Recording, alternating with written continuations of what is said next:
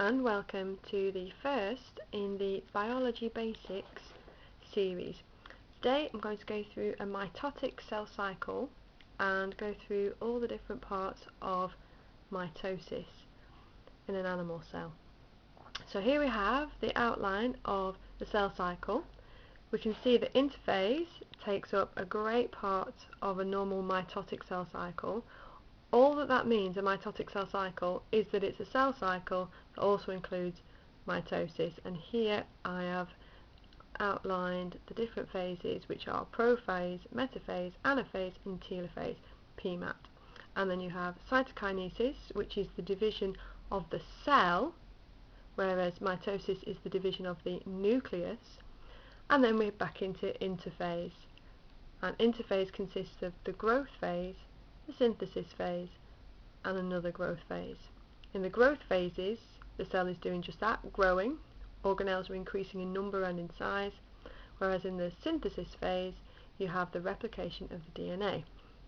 So if we look at the replication of the DNA part first, what we've got here is an outline of a cell. This is supposed to be the nuclear membrane. This is the plasma membrane. Remember, when you're talking about any kind of membrane, you must give its name. So if it is the plasma membrane, i.e. the cell surface membrane, then you must say that. So DNA then, basically we start with a strand of DNA, and it is all uncoiled in the S phase, and you have enzymes which you will come to learn about in F212, and they basically make an exact copy of the DNA. They get to the end and then you have two exact copies. So now we have the exact copies. Now it's important that those copies don't get lost, so they will stay together and will be held together by something called a centromere.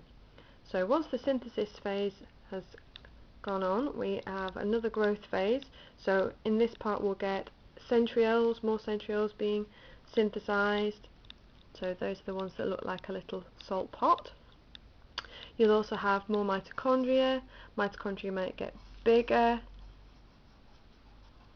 Okay, the whole cell as a whole will get bigger as well. So if we move on now then to the first phase of mitosis. So in mitosis you have prophase. And what's basically happening in prophase is, you can see, this is the nuclear envelope here. That's going to start to disintegrate, so it will eventually disappear.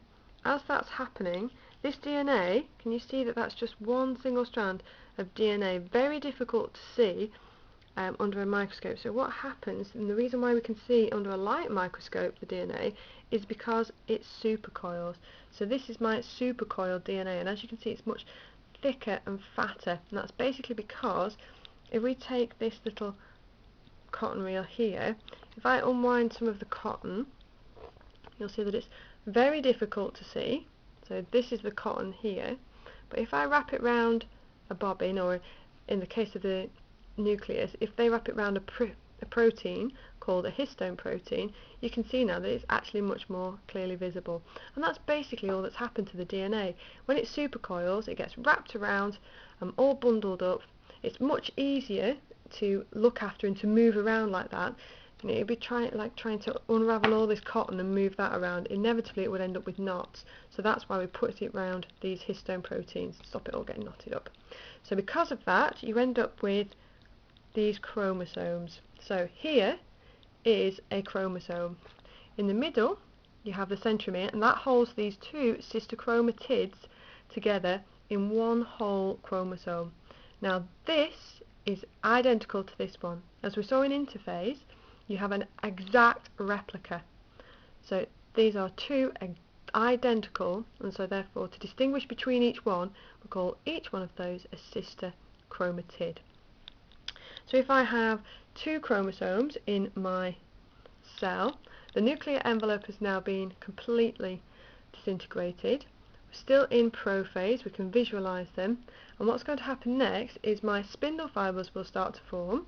So if I say that my spindle fibers are running from north to south, so those are the poles, north to south, then the centromere will attach to those spindle fibers and they will all line up in the middle. Okay, so here is our centrioles, and you've got one spindle fibre there, another one over here, and a centriole there. So there we have two centrioles and our chromosomes lined up. So this would be meeting in the middle, so this is now metaphase. Then what happens is anaphase. So this is where these centrioles can pull and cause the spindle fibres to contract, pulling a sister chromatid to opposite poles of the cell. As these chromosomes then reach the opposite pole, these chromatids reach the opposite pole, they become chromosomes. So now we're in telophase as we start to form two new nuclei. So you get the formation of a nuclear envelope around each one. And these chromatids are now chromosomes, and so they will start to uncoil so that you'll be left with, so here's our bits of DNA now, or if we uncoil them, so you'll just end up with a big ball there now of uncoiled DNA.